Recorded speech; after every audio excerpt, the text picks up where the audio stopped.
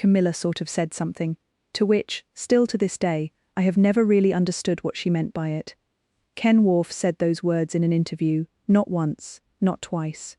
He kept coming back to them, across podcasts, across television interviews, across decades. A man who had spent his career inside the most controlled, most observed, most security-managed world in Britain, and the thing that stayed with him wasn't a threat. It wasn't a crisis. It wasn't the kind of moment his training had prepared him for. It was a sentence, spoken by a woman in a basement, to a princess who had just said the 4 words that changed everything. Ken Worf was Diana's personal protection officer for nearly 6 years, from 1987 to 1993. He was Scotland Yard Royalty Protection Branch, SAS-trained, accustomed to reading rooms, reading people, reading situations at the speed of instinct. He had stood beside Diana in Harlem and Lahore and the halls of Kensington Palace. He had watched her navigate crowds of thousands and rooms of 2. He had seen the face she wore for cameras and the face she wore when no camera could reach her. And the moment he kept returning to, the moment that, by his own admission, he had never fully made sense of, happened in a basement in southwest London on a February night in 1989. This is that story. Everything you're about to hear comes from Ken Worf's own words. His memoir Diana, closely guarded secret, published in 2002 and updated in 2017. His interview with ITV in October 2024. His appearance on the podcast The Firm, Blood, Lies and Royal Succession. His account is reported by CBS News alongside Diana's own recorded voice. It comes from Diana's Morton tapes, the recordings she made privately in 1991 and 1992, released publicly after her death. From royal biographer Ingrid Seward, who spoke to Worf personally about the car ride home. From Tom Bower's account in Rebel King. Where different sources tell it differently, I'll tell you. Nothing here is guesswork. Before we go further, if this channel has ever given you a version of Diana that felt true, take 1 second and subscribe. This one matters. Let's start not in the basement. Let's start at the front door. February 1989. Ham, near Richmond, southwest London. A comfortable, well-appointed house belonging to Annabel Elliot, Camilla Parker Bowles's sister. The party is for Annabel's 40th birthday. The room is full of Charles's world, his friends, his circle, the people who had gathered around his private life for years and understood, without ever saying it out loud, exactly what that private life contained. An invitation had gone to Diana. It was a formality, the kind of invitation you send because protocol requires it, not because you expect it to be accepted. Nobody in that house, not Camilla, not Charles, not Annabel, not any of the guests who filled those rooms, expected Diana to walk through the door. She walked through the door. Worf was beside her. He had driven her there. That was his job, to be present, to be close, to be invisible unless he was needed. And he watched the room do something he would describe in interview after interview for the rest of his life. It froze. His exact words, it was almost like freeze framing a scene in a movie. Not because Diana had announced herself or made a scene at the entrance, just because she was there. Because the people in that room looked up and understood in a single collective instant that something they had not prepared for had just arrived. The Princess of Wales, at Camilla's sister's birthday party, in a room full of people who knew exactly what that meant. Diana described her own feeling in the Morton recordings. I was a total fish out of water, but I decided to try my hardest. I was going to make an impact. She spent an hour making no visible impact at all. She moved through the party carefully. She had no close friends in that room. Worf noted it plainly. She had no particular friendships there. She found things to look at, things to hold, ways to be present without demanding acknowledgement. The way you do at a party where you don't belong, and you know it, and you've decided not to leave anyway. Worf watched her from a distance, reading her the way he always read her. And after about an hour, she found him. She came to him quietly. And she said something he would repeat in interview after interview for decades afterward, because it never left him. You've got to come with me. I can't find my husband or Camilla. His response, in his own words, now I couldn't say no. Clearly this woman was in some distress. Sit with that. A protection officer, trained, professional, analytical, accustomed to distinguishing genuine threat from emotional noise, looked at Diana in that moment and saw both. A woman in distress. A woman who needed to do something she was frightened of doing. And he couldn't say no. So they went together. Through the party. Past the conversations and the glasses and the warmth of a room that had been carrying on perfectly well before the Princess of Wales arrived. Down the stairs, to the basement. And there, on a sofa in the basement area of the house, were Charles and Camilla, not in a crowd, not surrounded by guests. Just the two of them, sitting, talking. Worf's word repeated, just talking. As though the simplicity of it was the detail that mattered. No scene of guilt, no performance of concealment. Just a man and a woman on a sofa in a house that was, in every way that counted, her world. Diana walked toward them. This is the part Ken Worf cannot stop describing. Not the words. The walk itself. He said it with the same word every time. Every interview. Every account. The word he reached for, without hesitation, when he described what Diana did in that basement, was this: confident. Diana, very confidently, went across. Without anger, politely, he said it required a great deal of confidence on the princess's part. Confidence from a woman who had told the Morton tapes in her own recorded voice that she was terrified of Camilla. Terrified. That was the word she used. Of this woman, who had been woven into her marriage before the marriage began. Who had been at the wedding. Whose initials had been on Charles's cufflinks on the honeymoon. Who had occupied the distance at every table they'd shared for 8 years. Terrified. And she walked across that basement floor anyway. Diana's account of what happened when she reached them is on record. She turned to Charles and whoever else was gathered in that space, and she said, with a lightness in her voice that must have cost her everything, "I'm just going to have a quick word with Camilla." Worf remembered the men in the room leaving. Diana's description of it was sharper.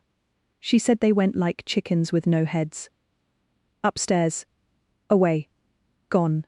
Leaving the two women alone in the basement. Just Diana and Camilla. And Worf. 3 feet away. The only witness. Diana's words to Camilla are documented. On tape. In her own voice. She said, "I know what's going on between you and Charles, and I just want you to know that." She said, "I'm sorry I'm in the way. It must be hell for both of you, but I do know what's going on. Don't treat me like an idiot." Worf's account in other interviews captured another version of the opening line. "Please don't treat me like an idiot. I know what's going on, but the architecture is the same across every telling. No raised voice, no performance of fury. A woman naming, clearly and directly and with complete composure, the thing that everyone in her life had spent 8 years pretending wasn't there." Then Camilla spoke. Her first response as Diana recorded it on the Morton tapes. "You've got everything you ever wanted. You've got all the men in the world falling in love with you, and you've got 2 beautiful children. What more do you want?" And Diana said 4 words. "I want my husband." 4 words. To the woman who had her husband, standing in the basement of that woman's sister's house. Without a tremor in her voice, according to the one man close enough to hear it. But then, and this is the part that has never fully made it into the headlines, the part that Worf keeps pulling back to even now, Camilla said something else. After those 4 words. After "I want my husband" landed in that basement and hung in the air between them. After the whole secret architecture of the previous 8 years was named by one person to the other person who had built it, Camilla looked at Diana and said, "Well, you know, you have 2 wonderful boys." Worf's description of that sentence has not changed across any telling. Camilla sort of said something, to which still to this day I have never really understood what she meant by it. Not a denial, not an apology, not even a response to what Diana had just said. A pivot. To William, to Harry. As though the children were the answer to "I want my husband." As though pointing at what Diana had was the reply to what Diana was asking for. Worf has been asked about it in every interview. What did it mean? Was it deflection, finding the one ground she couldn't argue on? Was it genuine, some kind of acknowledgement that Diana had something real even inside the wreckage? Was it a woman who had just been confronted with the most direct possible sentence and had no prepared answer and reached for the only thing she could find? He doesn't know. 30 years later, in televised interviews, he still doesn't know. And that not knowing, that sentence that refuses to resolve, that is the thing that haunts him. The confrontation ended. The basement cleared. The party upstairs carried on, the way parties do when something seismic happens in a room below, and everyone above decides collectively to pretend the floor isn't shaking. Diana and Charles left together. Worf was in the car. Ingrid Seward, who spoke with Worf directly about this night, described what he told her about the drive back to Kensington Palace. Charles and Diana did not say a word to each other. Not one. The silence between them, with Worf in the car, having just heard every syllable of what happened downstairs, was the kind of silence that ends things. Not with a bang, with nothing at all. Diana wept. Seward writes it plainly. She sobbed all the way home. The control that had held her upright in that basement, the composure, the confidence, the steady hands, gave way in the car. The way adrenaline gives way when the moment that required it is over. She had done the hardest thing she had ever done, and now her body was settling the account. But Worf said something else about that car ride. Something that never gets quoted alongside the tears. Something that reframes the whole night if you let it. He said, "I felt she had offloaded a great deal of anger, and was now much more relaxed about it, because, in a sense, it was in the open. This confrontation had been a long time coming. Offloaded. Relaxed. In the open. And then this. Thereafter there's no doubt in my mind that you saw a positive, stronger Diana moving in a direction, having offloaded, essentially, a problem from day one. A positive, stronger Diana. From the man who had been watching her daily for 2 years. The man trained to read the difference between the face that was managing and the face that was genuine. He sat in that car with a sobbing woman who had just confronted her husband's mistress at her sister's birthday party. And what he observed was not collapse. It was release. It was the beginning of something. He called it positive. He called it strength.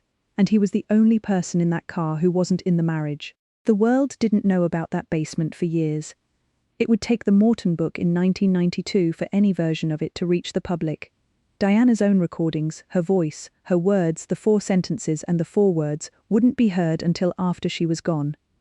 In the meantime, the institution did what the institution always did. It managed. Charles and Diana continued to appear together in public. State events, royal tours, the machinery of the monarchy rolling forward regardless of what had happened in a basement in Richmond. By the time the Morton book landed in June 1992, they had been formally continuing the performance for 3 more years. But Worf saw the change. He saw it from the inside, from the only vantage point that actually reveals these things: daily proximity, unguarded moments, the accumulated evidence of a person's behavior when they think no one important is watching. He watched Diana in the years after that night. He watched the woman who had spent years retreating, absorbing, staying quiet inside a situation that gave her no good options, and he watched her stop doing that. Not all at once. Not in any single dramatic gesture. But in the direction she began to move. She deepened her charity work in ways the palace hadn't sanctioned. She cultivated relationships with journalists carefully, selectively laying groundwork nobody fully understood until it was too late to undo. She sat across from a tape recorder in a room by herself in 1991 and answered questions for a biography she was officially not involved in. She began speaking in her own voice about her own life in ways that the institution had no mechanism to stop, because by the time anyone realized what she was doing, it was already done. Worf traced the line back to that basement. Positive, stronger, moving in a direction. She had gone to that party with something she had been carrying for 8 years. She left without it.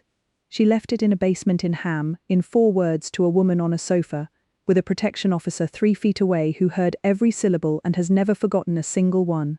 Here is what Ken Worf had that nobody else had. Not Morton, not Burrell, not Diana's friends or her biographers or the courtiers who wrote their careful memoirs years later.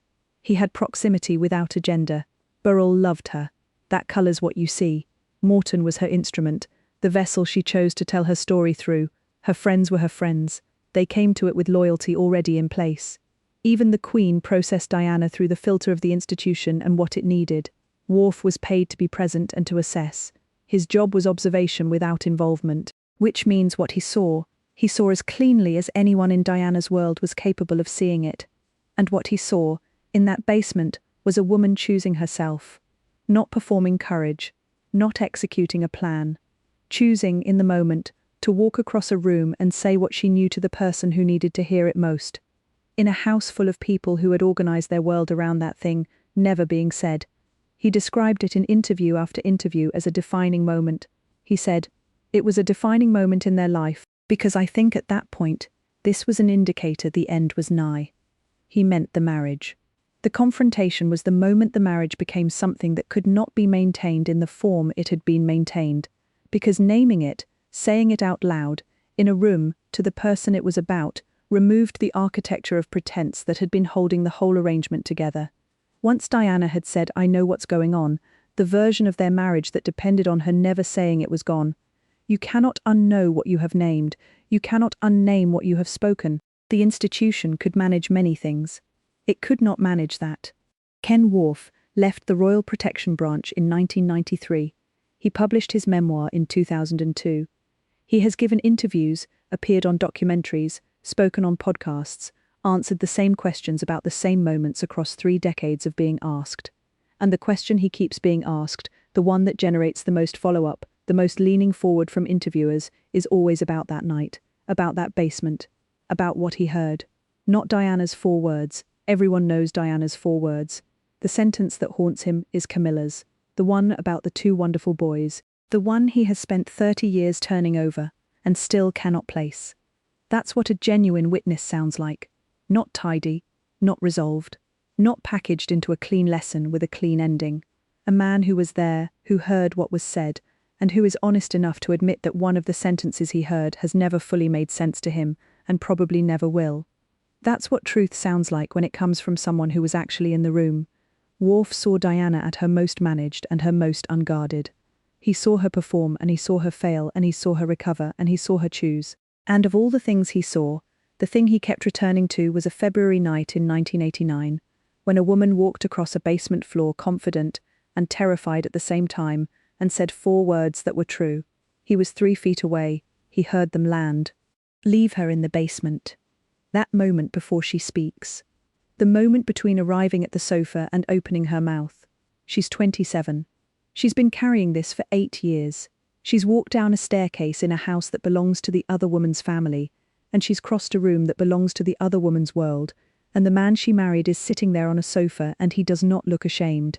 She's terrified. She said so herself, on tape, years later, terrified of her, and she walks across anyway. Nobody asked her to do this. Nobody helped her plan it. Nobody gave her permission. The institution hadn't sanctioned it. Charles hadn't suggested it. The Queen had told her she didn't know what she should do. Philip had given Charles a 5-year rule. Everyone who was supposed to help had looked the other way, so she did it herself. 3 feet from her, a man in a dark suit who is paid to watch and not to feel is watching anyway. He is watching a woman he has spent 2 years learning choose in one unscripted moment to be more herself than she has been in 8 years of marriage. He will spend the rest of his life being asked about this night. He will answer every time. He will get most of it right. He will still not be able to explain the sentence Camilla said at the end. Diana says what she says. She hears what she hears. She goes back upstairs. She gets in the car. She cries all the way home. And in the car, in the dark, with a man beside her who has just witnessed the bravest thing she has ever done, something shifts, something that Worf felt from 3 feet away and has been trying to describe precisely ever since. She put it down. 8 years of carrying it in silence. She put it down in a basement in Ham on a February night, in 4 words, to the one person it belonged to. And she came up the stairs lighter. Not happy, not resolved, not fixed, lighter. That's what Ken Worf saw. That's what still haunts him. Not the confrontation, not the words. The moment in the car, through the tears, when the woman he was protecting finally actually put something down. He's never stopped thinking about it. And now, neither will you. Thank you for staying with this one. Of all the stories about Diana, the ones told by the people who were actually in the room carry a different weight. Ken Worf was in the room. He heard it. He watched her walk across that floor, and he watched her come back from it. And when he says still, decades later, that he never fully understood what Camilla meant by that last sentence, he isn't being dramatic. He's being honest. That's what real witnesses do. They don't give you everything wrapped up neatly. They give you what they saw, and they tell you what they still can't explain. This channel is built on that kind of honesty. Diana deserves it.